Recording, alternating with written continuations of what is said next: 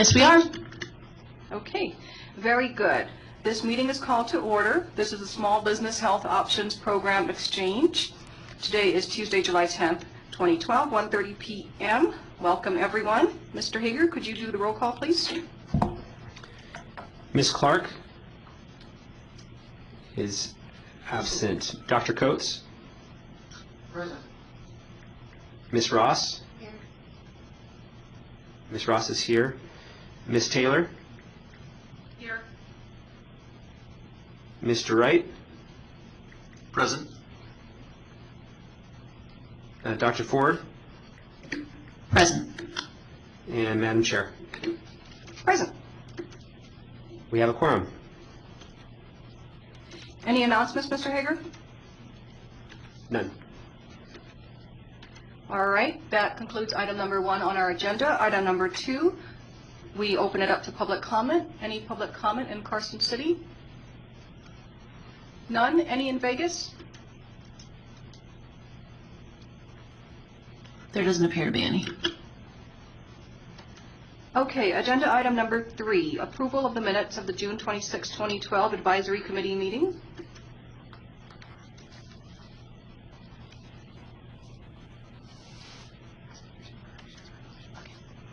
Are there any corrections or changes to the minutes, the draft minutes?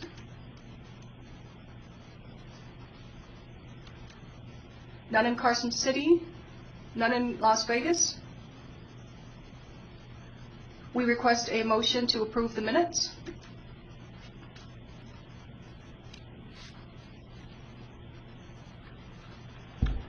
I move to approve the minutes. Diane Ross. I second. This is Dr. Ford. All in favor, say aye. Aye. Any Aye. Any against? None against. The meeting minutes of June 26, 2012 are approved. Moving on to item number 4, discussion and possible action regarding the status of work completed for the committee. For the record, John Hager, item number 4 is very similar to what you guys have seen in the past. The committee calendar on page 1 and 2, you'll see that the third item, evaluate the extent to which benefits or cost sharing may be standardized within each plan level, is pending board approval. That's up for action this Thursday, as well as the number of health plans that each insurer will be allowed to offer on the shop exchange, and whether qualified health plans or in the individual and shop exchange should be identical. If you recall, the committee made recommendations regarding all of those items. This is the final review for the purchasing model for employee choice option and the recommendations for the board. The minimum contribution and participation requirements of insurers currently operating in the Nevada small group market, and that was the review of that, and then the develop the recommendations on whether the exchange should establish minimum contributions or participation requirements. The final item is regarding the billing, and I realize we've had this on here for a long time, but if you can recall when we started this process back in February, March, and I was here for about a month and didn't really know what I was doing yet. So I think that that's more of an administrative function. I don't think that we need a policy decision from this committee or the board regarding how billing will work. It will really depend on the boss vendor and their functionality. So with that, agenda item number, I'm still on 4, but agenda item number 5 will discuss those final items for final review. That should be the last item for discussion for the shop committee, at least for now. So depending on whether this committee provides a recommendation today and the board approves that recommendation, this may be the last meeting of the shop advisory committee, and we'll see how that goes. In the meantime, Athena has been organizing the meetings. If you haven't already, please get back to her your availability in August. We'd still like to set up the meeting just in case the board decides that we need to review another item. Hopefully we won't need that, but I would appreciate it if everybody could still send in that information to Athena so that we can get it on your schedules before they fill up, because I know you all are very busy people. Information provided at the previous committee meetings, we provided regulations, a summary of the shop exchange, the key decisions of the committee, and then the market review. We provided a strategic plan just to keep in mind where the board is going and make sure that we are aligned with the board's direction, as well as the key principles that were approved by the board that are listed on page 5. So a majority of the work, other than the key principles, the majority of the work of this board is being considered on Thursday. Not just these items, but we also made the agenda generic enough so that the committee could either approve the staff's recommendations or provide different recommendations, and we could still discuss those items at Thursday's meeting. And so with that, I will take any questions about agenda item number 4. While it is a for possible action, no action is required for this item.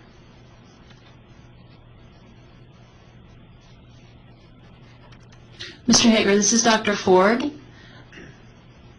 I believe we already have a tentative meeting set up on the 21st of August.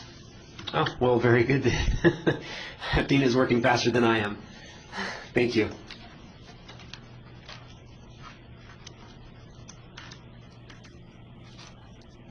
Any further comments in Carson City?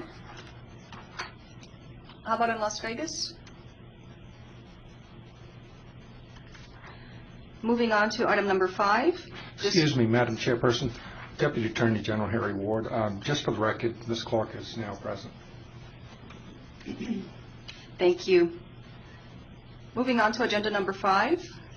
Discussion and possible action regarding the small group market and shop exchange with 2 sub-items. Mr. Hager? For the record, John Hager. So at the last committee meeting, we discussed, actually last several committee meetings, we discussed multiple items regarding how the shop exchange should be set up.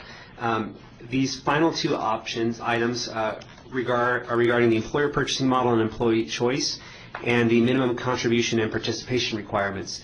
The minimum participation or contribution and participation requirements is linked to the employer purchasing model and employee choice, and because there was a question regarding a possible risk adjustment model for the shop exchange, we did not proceed with those items.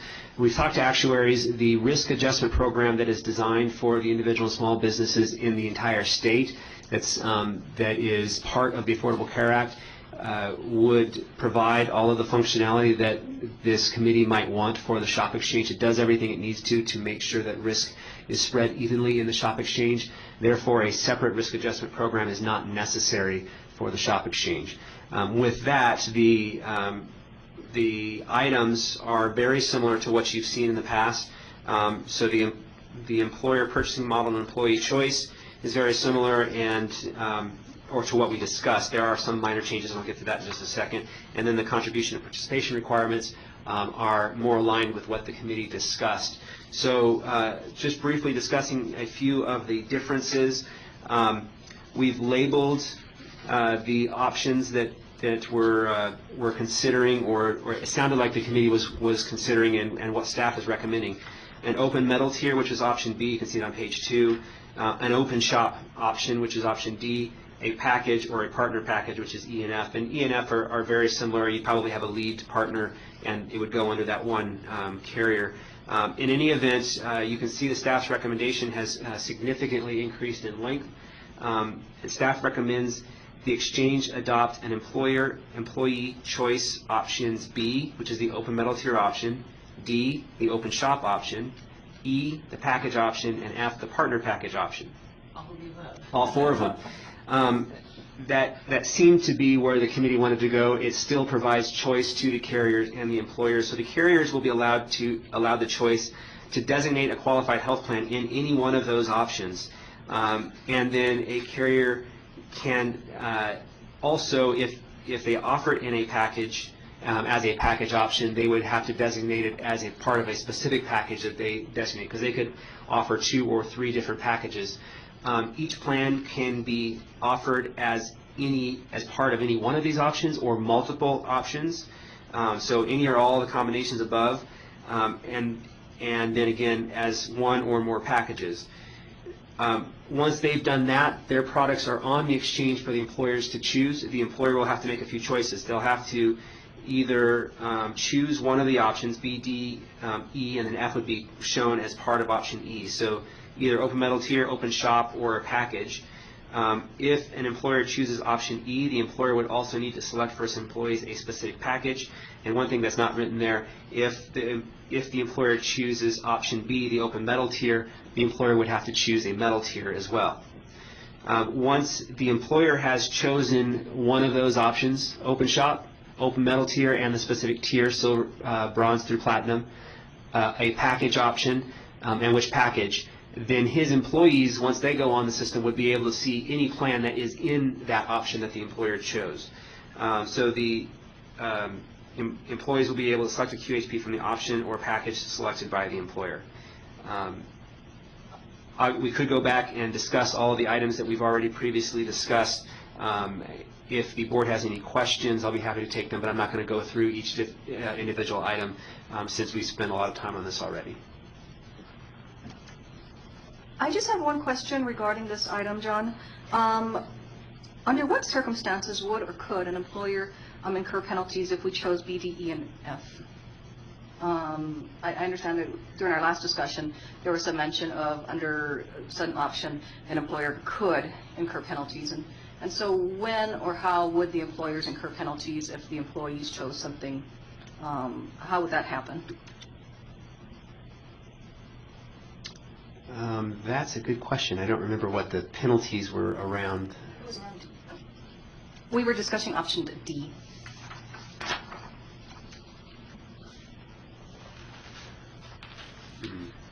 John, this is Valerie Clark for the record.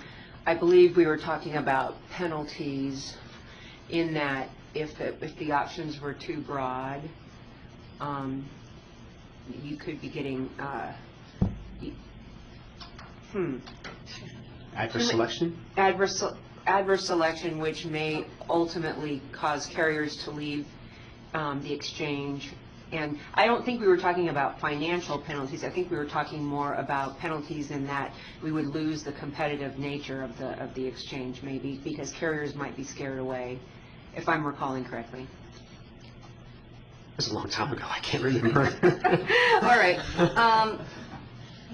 Maybe we should look into this before the board meeting on Thursday, just to determine whether or not there are any penalties from our recommendations, and if there are, then let the board know them. And if the penalty is simply the risk of adverse selection that we're already dealing with through risk adjustment, then that should also be known. And also, again, Valerie Clark, I think when we had established that ultimately the carrier could choose what they were willing to do, that somewhat resolved the issue, because if a carrier was not comfortable with D, they could simply just back out of having it as an offering. I honestly cannot remember any form of penalty for any of those items, but there's certainly the risk of adverse selection.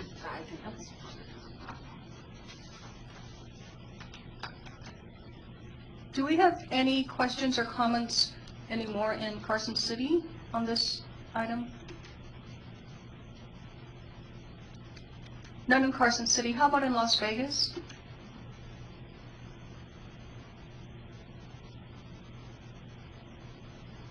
There does not appear any. Okay. Should we go through both items before we vote? Yeah. Okay. Could you move on to the next item, Mr. Hager? The second item is the minimum contribution, employer contribution, and employee participation requirements.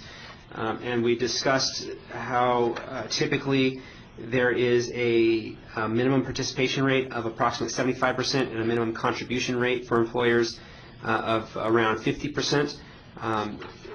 And that could be designed in multiple ways. The staff's recommendation, which is a little bit different from what it was last time, but kind of takes into account what I think we heard, is that for qualified health plans designated as a package QHP, options E and F, the carrier can set the minimum contribution and participation rates.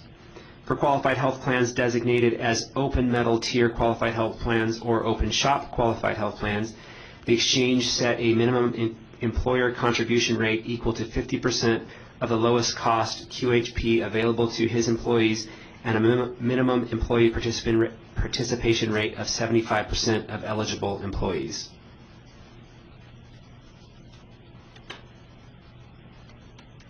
John, I have a question on this, and maybe Valerie might be helpful in answering this one. What is the lowest we can go, just from the employer's point of view? And contribution, in terms of contribution, not participation. What I've always seen, Valerie Clark, what I've always seen is 50% of the lowest price plan. For the record, John Hager, you could make it any percentage that you want. Again, the concern about making it too low is that there is not enough subsidization by the employer to minimize the risks of adverse selection, and therefore you might lose carriers that would otherwise participate. And Valerie Clark again. Also, I would just add that as a broker, I don't encourage 50%. I try and get closer to 100%, but that is a carrier requirement. So hopefully the broker community would continue to push the numbers to a level that easily assure that 75% participation.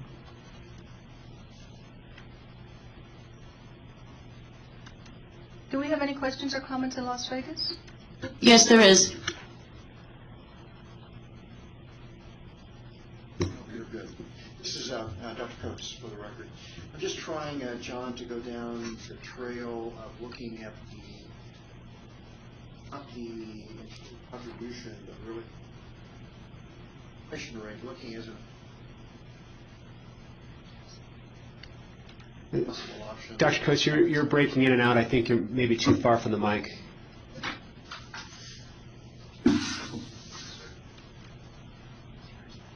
I'll try this. Just trying to look at the small employer group, going down this trail of looking at option D because it's so appealing and it's all inclusive and you can pick and choose within there.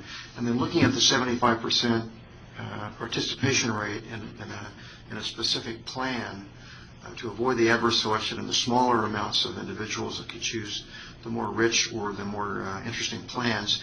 And going down that trail and seeing if we're creating an expectation that is likely to lead to repeated frustration. I wasn't here at the last meeting, but the Utah examples that you guys obviously reviewed briefly, and as I went through the information and not fully understanding after a 2-year period if the belief that the Utah exchange is effective, it's working, it seems like there's a small amount of people in it, but as they have option D only, technically, where the problems have been there with adverse selection or an inability to drive people into a certain plan or area.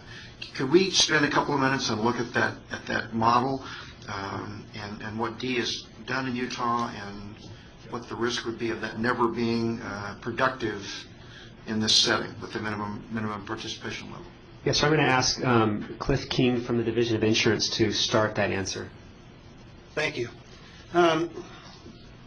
The state of Utah is kind of difficult to follow as an example. They only have 2 carriers. They got a third with very minor contribution.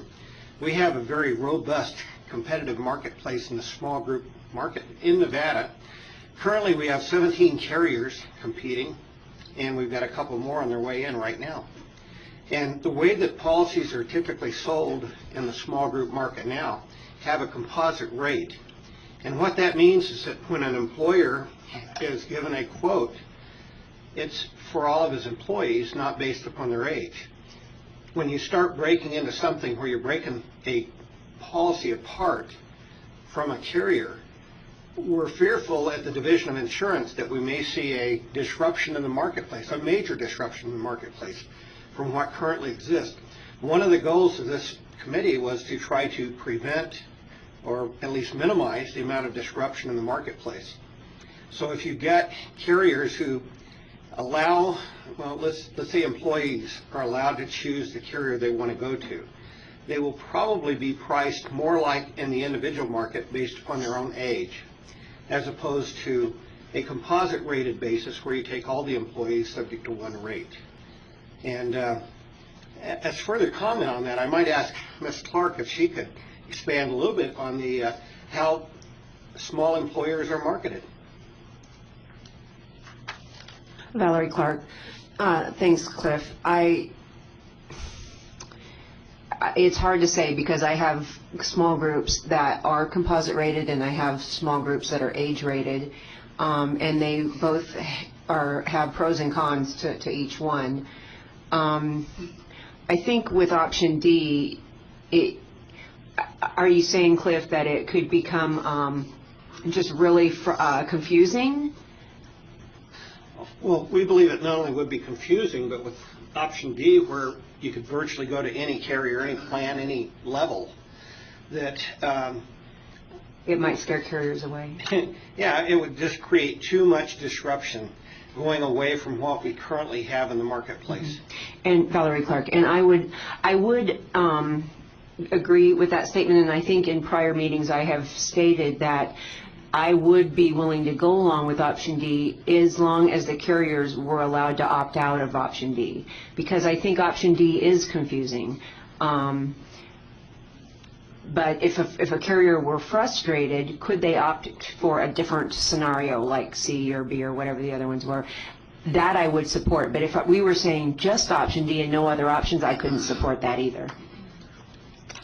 For the So record, Valerie, I'm trying to go ahead. I'm trying to also understand that concept of a carrier, and reading this paragraph on page 4 with the staff recommendation under A, the reality that the staff's, I like the way it's worded, but I can't be certain if Health Plan A can actually look at these 4 that theoretically would be options included, and they can say, well, I'm not going to put any products in option D. It's too crazy. It's too unclear. The minimum participation requirements are not likely to work. Adverse selection is going to be too much of a problem. So I'm going to put plans in B and E only, or E and F only. Could they actually not put plans in one specific area? Valerie Clark, that was my understanding. For the record, John Hager, so the intent of staff's recommendation was to give the carriers the choice in which of these options they wanted to play in, so that we don't, if we make a requirement, the concern obviously is that we drive a carrier away.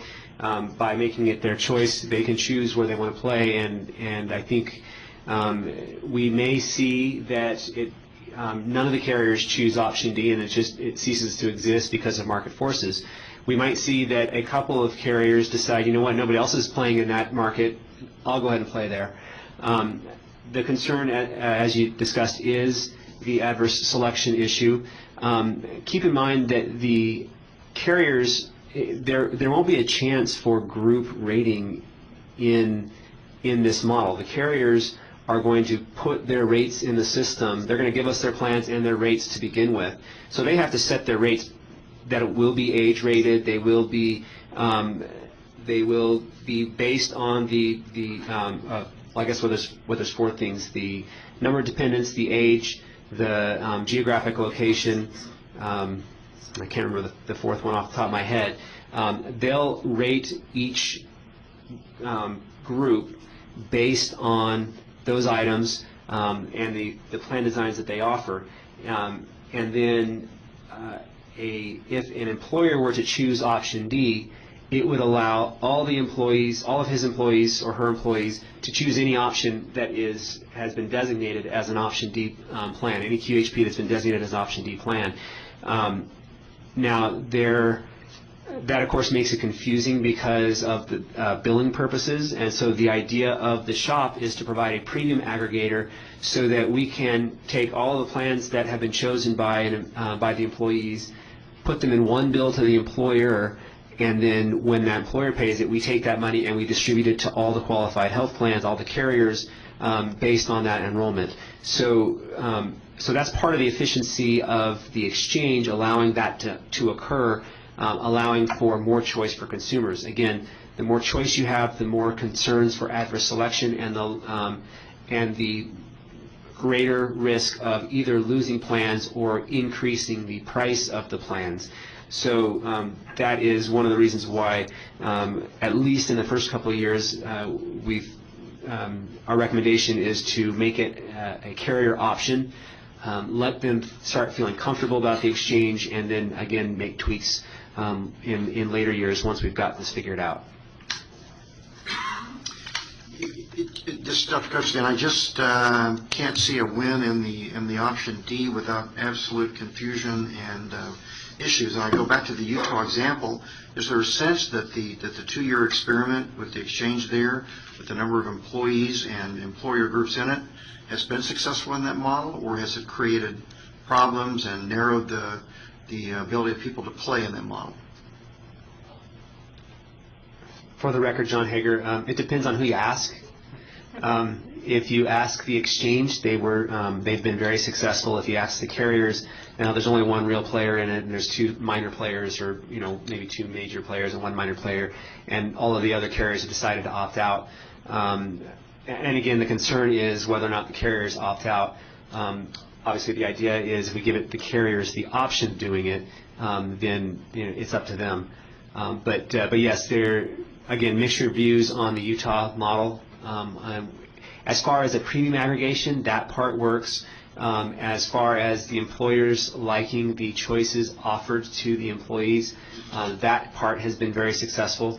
But the selection of plans, the selection of carriers, has not been as successful as it could otherwise be. Valerie Clark. Dr. Coates, do you feel uncomfortable with the idea that if we include the other options along with D and the carriers could opt out, do you think that would work? Or does Utah have any other options besides option D? Utah has indicated that they have the technological capability to do that, but that they have encouraged all of they have not provided that option to the carriers. And they've encouraged all the employers to offer all the plans to their employees. So it sounds to me like they didn't give the choice to the carriers, but rather all the choices for the employer and then the employees. And the employers have all chosen the open market because that gives their employees the most choice. So all of the risk is on the carriers because the carrier does not have the option of choosing one type of these options. Well, how do you feel about that, Dr. Coates? Do you think if we offer the option to the carriers, that would be sufficient, or do we consider just getting rid of option D? The amount of choices is staggering that we're trying to do and create a sense of openness, which is a great feeling. I just don't think option D looks like it's a great one to put in there because of all the confusion it's going to cause with people trying to figure it out. So I mean, I wouldn't be in favor of it, but I wouldn't stop any action or make a big noise about it particularly. The other ones make good sense to me. I just can't believe it's going to work. That's my sense. Valerie Clark, I would just concur with that. I do agree with it, but I wouldn't stop the process as long as the carrier could opt out of option D. For the record, John Hager, just to point out, if you're an individual going to the exchange, you basically have option D. You aren't limited. So the idea of this is we're giving the carriers the choice to decide which kind of direction they want to play.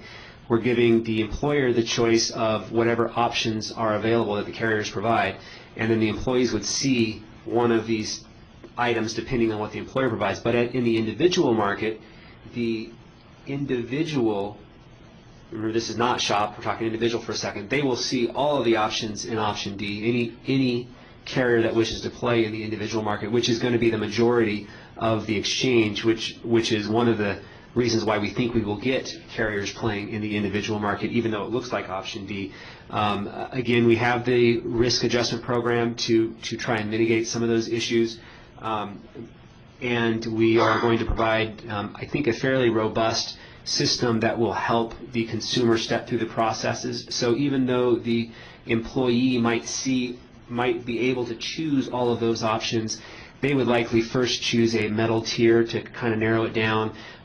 They would probably look at their providers and the drugs that they have to narrow it down, and they would end up with fewer options that make sense for them, and they can then start choosing on price. So it's not as confusing as it appears here when they're all just X's. There'll be ways to help the consumer or the employee narrow their options down to get the plan that's right for them. Mr. Hager, I have a question. This is Dr. Ford. Once this goes into effect, the typical small business will still be able to go outside of the exchange using a broker in the traditional setup that we're all used to, correct? That's correct. So the point of us setting up the exchange is to give the small business owner a different option from what they can currently have in the marketplace. Is that correct? I believe so, yes. Obviously, in the normal marketplace, it's difficult to get plans from multiple carriers, so options Right. B and D provide that option that the outside world does not provide.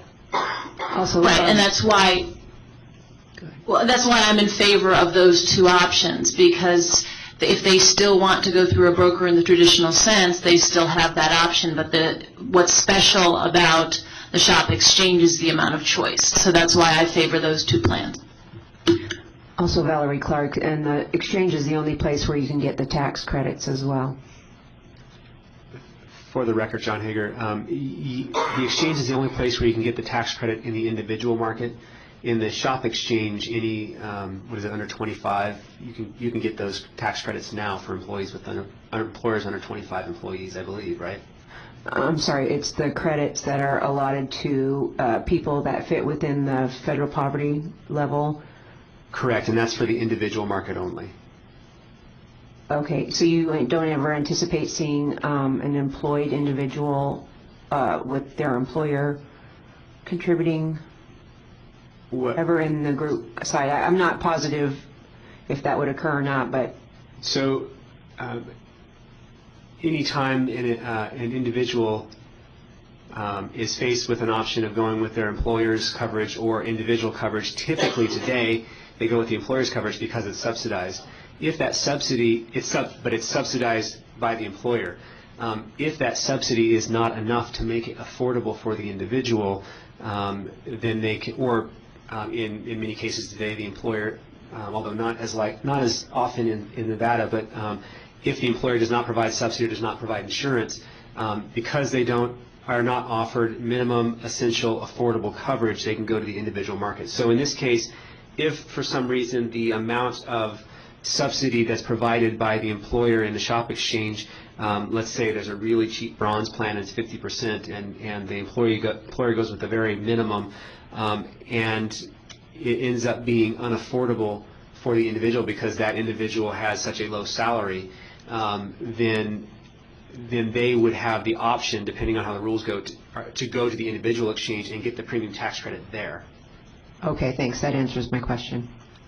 This is Diane Ross.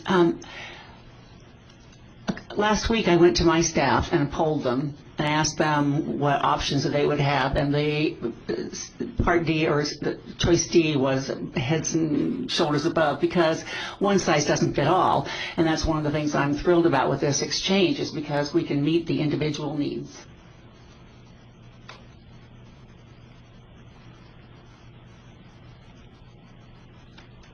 Do we have any further questions or comments in Las Vegas?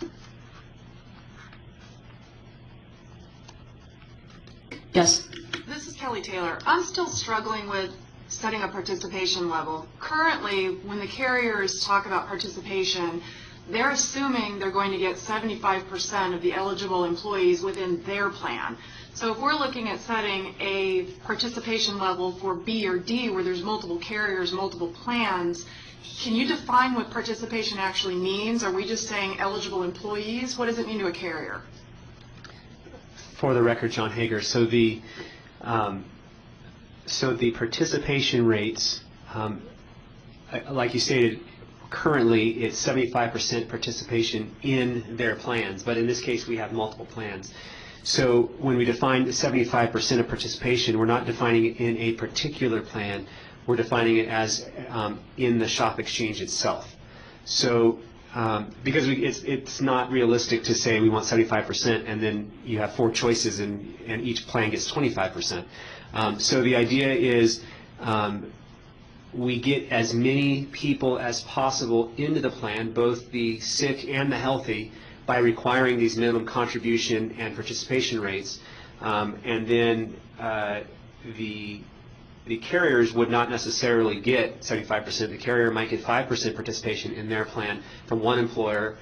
They might get 15% from another, they might get 80% from another, depending on the needs of the employees from that employer. So the first side of that is it's 75% participating in the exchange, not a single plan.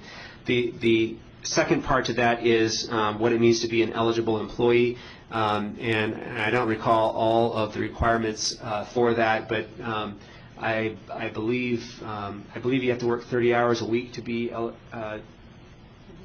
eligible for coverage. Maybe Ms. Clark can provide some application on eligible employees, but the definition of eligible employees wouldn't really change from what it is today, other than what might be required by federal law. Valerie Clark, correct. It's 30 hours a week, and also an eligible employee is defined as someone who has no other form of coverage, such as a spousal coverage or what have you. So when you say 75% of the eligible, they feel that if you can capture 75% of the eligible employees, meaning employees who don't have any other insurance, then they feel that's an adequate number to ward off the risk of adverse selection. So it's really, you want 75% of that group, and so it may go to 3 or 4 different carriers, but the point is that you've captured enough people from within a group to satisfy the carriers that they are not taking on risk. I hope that makes sense.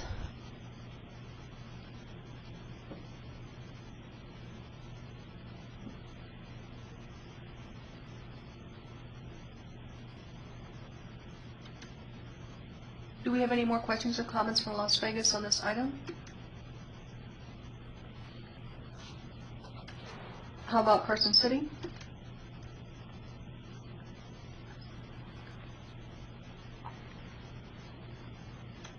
None in Carson City. At this point, can we take public comment in Las Vegas on this item?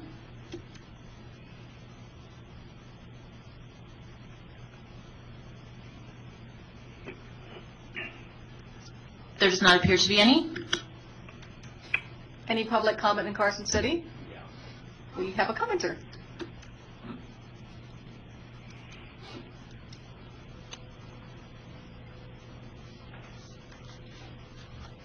I'm Bruce Arkell, Nevada Senior Advocates. The question, it's more of a question, and it has to do with that 75% you were just talking about. If you have 5 carriers offering plans in D, and one of them only gets 5% of the market, and he doesn't get 75% of the employees, there, how is he not adversely affected? Just a question, because it wasn't clear to me. You spoke earlier, I think, John, about you spread the premiums around amongst the carriers. Was that the part that I'm missing in this? For the record, John Hager, so no, you don't spread the premiums around. The risk adjustment program spreads the risk, if you will. It adjusts the risk. It basically provides funding to carriers that take on higher than average risk, gives money to those carriers, and the carriers that take on lower than average risk have to pay money. So it kind of moves money around based on the risk score that the carrier has on average. Yes, there is some adverse selection. If a single carrier doesn't get a high rate, there could certainly be adverse selection. The idea is that risk adjustment program helps mitigate that, and that's why the risk adjustment program is a permanent program. It's not temporary like the reinsurance program. The idea is that you want to price your plans appropriately for the risk that you expect to take.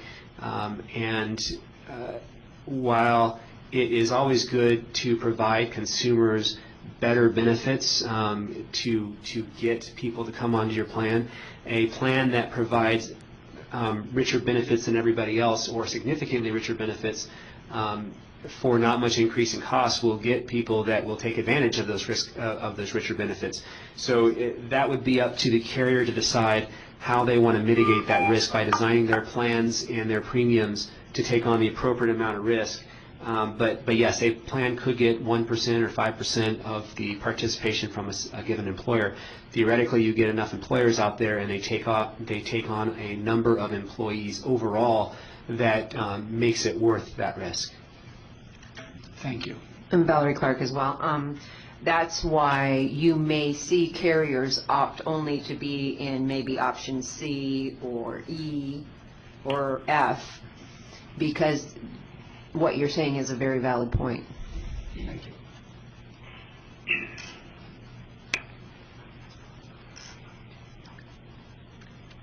Any public comment on the telephone? Yes, Jim Mullen with Delta Dental.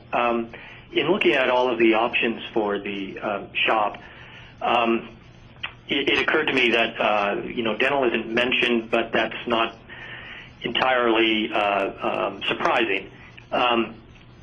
Basically, standalone dental is allowed into the exchanges under the Affordable Care Act because there are a number of full medical plans that don't have a dental component.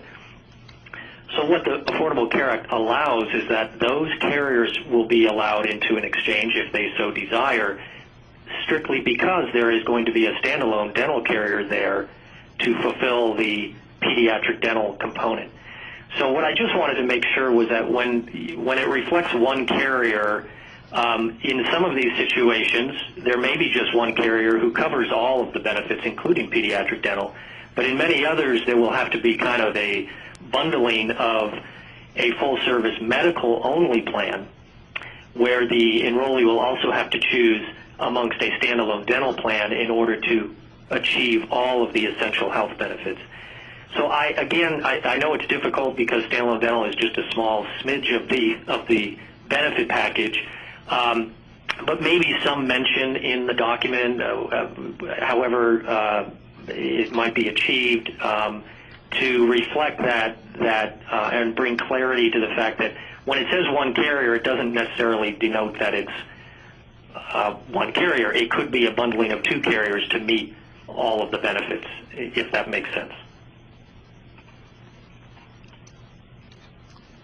For the record, John Hager, yes, this is specifically talking about the medical plans. Obviously, dental is a component of it, but yes, this is supposed to be focusing on the medical plans themselves.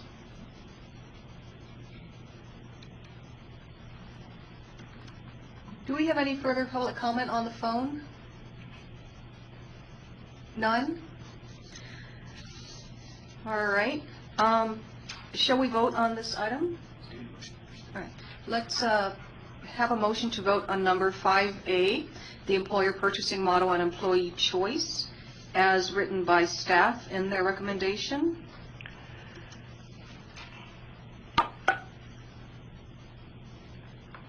This is Diane Ross. I so move.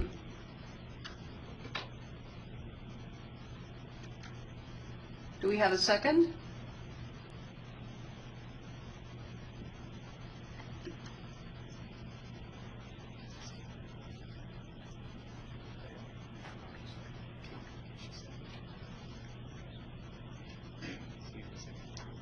This is Dr. Ford, I second.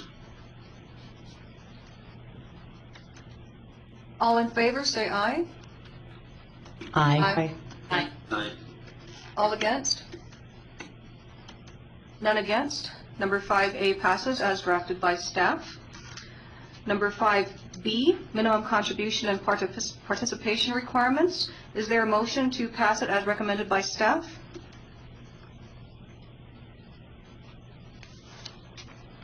I'll make a motion. Valerie Clark, for the record. Do we have a second? Second, Dr. Coates. Dr. Coates seconded. All in favor, say aye. Aye. Aye. Any against? None against. Item 5B passes as recommended by staff. Moving on to agenda item number 6, discussion and possible action regarding dates, times, and agenda items for future meetings. Mr. Hager? For the record, John Hager. So apparently we do have a meeting on August 21st. We will go back and confirm that. As of right now, we don't have anything to discuss at that meeting unless this committee feels that there is another policy decision pertaining to SHOP that needs to be discussed, or if the board tells us that we need to go back to the drawing board on a particular item, which could certainly happen. It happened to another committee. Otherwise, this is the last committee of the SHOP Exchange Advisory Committee. I would like to thank all the committee members for all of the hard work and deliberation and consideration for all these items. I realize that staff sometimes puts a recommendation together that doesn't quite make sense, and it takes all of us, plus the public, coming here to say, hey, you guys are off your rocker and you need to fix this. So I appreciate all the comments we've had from the committee, and appreciate all your help. And hopefully this is the last one, but we'll let you know if we need further assistance in the future. So thank you very much. Moving on to item number 7, there is another ability of the public to comment. Do we have any public comment in Carson City before this meeting is adjourned? None in Carson City. Any further public comment in Las Vegas? There does not appear any. This meeting is then adjourned. Thank you.